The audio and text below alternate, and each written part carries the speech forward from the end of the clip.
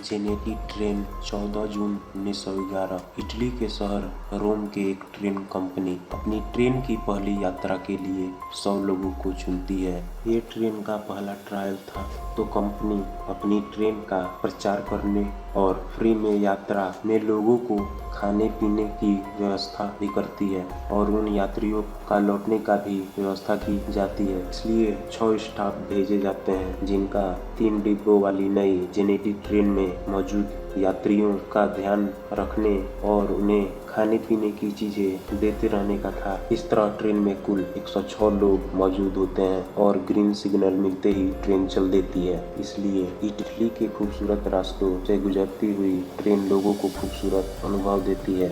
सब कुछ निर्धारित तरीके से चल रहा था। आसपास के लोग भी उस ट्रेन को जाते हुए देख रहे थे, लेकिन आगे जो होने वाला था वो जानकर आपके होश उड़ जाएंगे। ट्रेन चलती रहती है और रास्ते में एक लंबार्डी टनल आती है।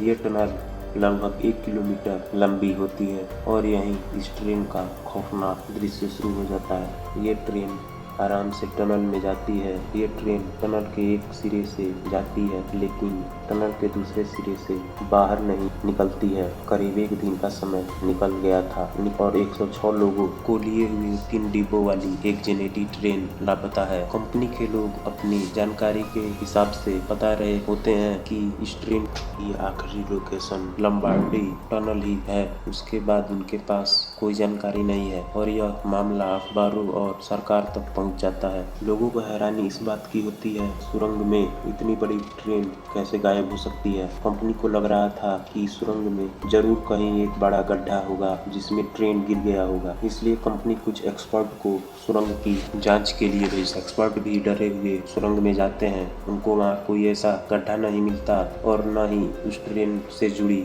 कोई भी चीज। उस कंपनी और सरकार की बहुत बेइज्जती होती है और ट्रेन लापता का पोस्टर बनवाने का समय आ चुका था। इस ट्रेन की कहानी से और नई कहानियां निकलनी शुरू हो गई थी। ट्रेन लापता होने के बाद मैक्सिको के रहने वाले 2 युवक इस बात का दावा करते हैं कि वे दोनों उस जेनेटी ट्रेन की यात्रा का हिस्सा थे। इस बात के पक्ष में वे बताते हैं कि वे ट्रेन के सुरंग में जाने से पहले ही कूद गए थे और उनसे पूछा गया कि आप दोनों क्यों कूदे, तो उन्होंने जो बताया वो चौंकाने वाला था। उन्होंने कहा कि ट्रेन को सुरंग में जाने से पहले ही ट्रेन में घना काला धुआं भरने लगा था और साथ ही अजीब डरावनी आवाजें भी आ रही थी, जिससे पूरी ट्रेन में दहशत फैल गई। सुरंग में जाने से पहले ड्राइवर ने ट्रेन की स्पीड काफी कम कर दी थी, इसलिए वे दोनों कूद गए, जिससे उनको काफी चोटें भी आई थी और वह वहीं पर बेहोश पड़े रहे, जिससे उनको आगे ट्रेन के बारे में कुछ नहीं पता।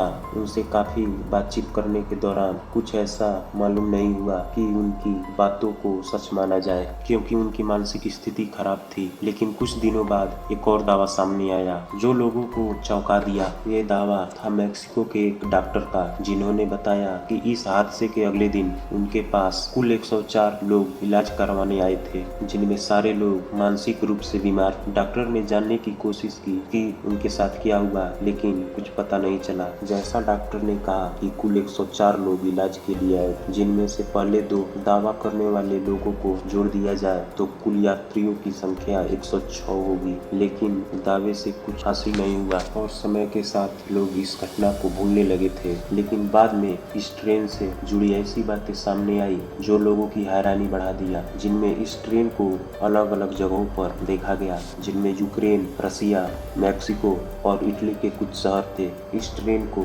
देखने वाले लोग जैसे इसका हुलिया बताते थे, जेनेटी ट्रेन सेम वैसा ही था। लेकिन मैक्सिको में इस ट्रेन यानी जेनेटी ट्रेन को देखने की बात आती है, लेकिन वहाँ साल 1840 था। जेनेटी के जन्म से 70 साल पहले उसे मैक्सिको में देख लिया गया। आपको लगेगा ये दावा ट्रेन की रहस्यों को कैसे सुलझा रहा है। इस दावा के बाद एक्सपर्ट ने सोचा। उन्होंने कहा कि इस टनल में घुसते ही ट्रेन समय यात्रा पर निकल गई और यही कारण था कि मैक्सिको में ये ट्रेन 1840 में ही देख ली गई, क्योंकि वो टाइम ट्रेवल करके पास्ट में चली गई हो सकती थी।